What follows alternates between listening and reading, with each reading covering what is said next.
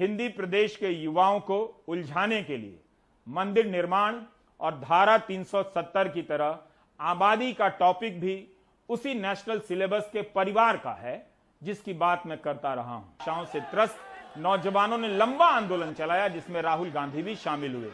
बेरोजगारी का सवाल उठाकर भी कांग्रेस बुरी तरह हार गई। मुद्दे का दबाव ही था कि प्रधानमंत्री से पूछा जाने लगा कि हर साल 2 करोड़ नौकरी देने के वादे का क्या हुआ। प्रधानमंत्री ने कलात्मक जवाब दिया कि पकौड़ा तलना भी तो रोजगार है। विरोधी दल के लोग पकौड़ा तलकर अपना रोष प्रकट करने लगे। उसी दौरान एक और खबर चर्चित हुई थी। याद दिला रहा हूं फ्लैशबैक में, नेशनल स्टैटिस्टिकल कमीशन की रिपोर्ट के अनुसार भारत में बेरोजगारी की दर 45 साल में सबसे अधिक थी। खबरें छपने लगी कि इस रिपोर्ट को प्रकाशित करने से रोका जा रहा है, जिसके विरोध में जेवी मीनाक्षी और आयोग के कार्यवाहक अध्यक्ष पीसी मोहनन ने इस्तीफा दे दिया था। इस सर्वे का जो लॉन्च हुआ था वो 2017-18 में किया गया फील्ड सर्वे, और 2017 जुलाई से लेकर 2018 जून तक ये सर्वे हुआ। ये पहला ऐसा सर्वे था जो हर साल होने वाला था, और दिसंबर 2018 में सर्वे को रिलीज़ किया जाना था, लेकिन सरकार ने वो रिलीज़ नहीं किया। उस समय के नेशनल स्टैटिस्टिकल कमीशन के जो चेयरमैन थे पीसी मोहनन, उन्होंने काफ़ी प्रोटेस्ट भी किया और फिर जनवरी में जाके उन्होंने रिज़ाइन कर दिया, यह बोल के कि सरकार का कोई इरादा नहीं है ये आंकड़े निकालने का, और इन्होंने इसीलिए ही इस्तीफ़ा दिया।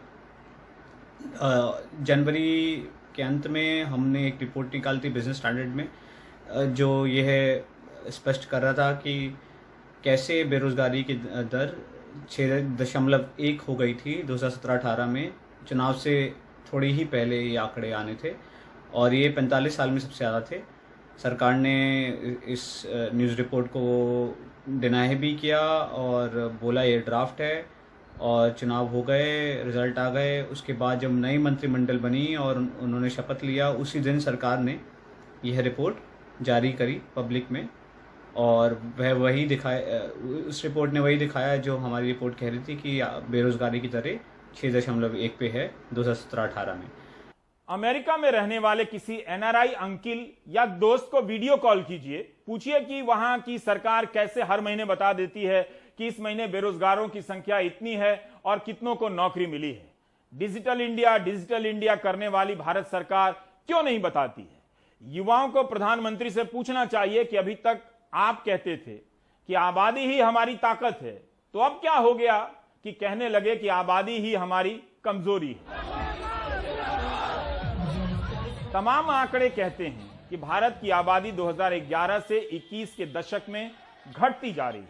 जिन राज्यों में तरक्की हुई है, महिला शिक्षा और सशक्तिकरण पर काम हुआ है, वहां आबादी में कमी आई है। खुद उत्तर प्रदेश में आबादी के बढ़ने की दर आधी हो चुकी है और 2025 तक 2.1 पर आने की उम्मीद है।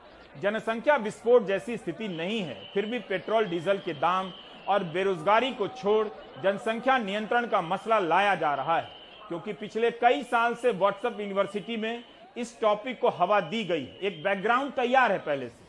जब भी काम का हिसाब पूछा जाता है, व्हाट्सएप ग्रुप से जुड़े रिटायर्ड रिश्तेदार यह तर्क देने लगते हैं कि आबादी बहुत है। यह बात किसी को समझ में नहीं आती कि 2 से अधिक बच्चा होने पर पंचायत चुनाव लड़ने से मनाही है, तो विधायक और संसद का चुनाव लड़ने से क्यों नहीं? क्या आबादी पंचायत के सदस्यों के कारण बढ़ती है? यूपी सरकार कहती है कि 2 से अधिक बच्चे होने पर सरकारी नौकरी नहीं मिलेगी।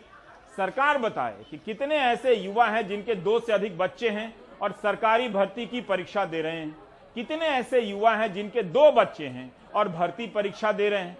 क्या जिनके 2 हैं उन्हें जल्दी नौकरी मिल रही है? तब तो जिनके 1 भी नहीं है उन्हें पुलिस के अधिकारी गाली क्यों देते हैं? आज ही नियुक्ति पत्र दे देना चाहिए। Centre for monitoring Indian economy के महेश व्यास ने पिछले साल मार्च की तिमाही और इस साल मार्च की तिमाही के आंकड़ों को लेकर बेरोजगारी को समझना चाहा है। उनका कहना है कि पिछले साल मार्च में महामारी शुरू हुई थी, लेकिन इस साल मार्च तक उसके 1 साल हो गए थे।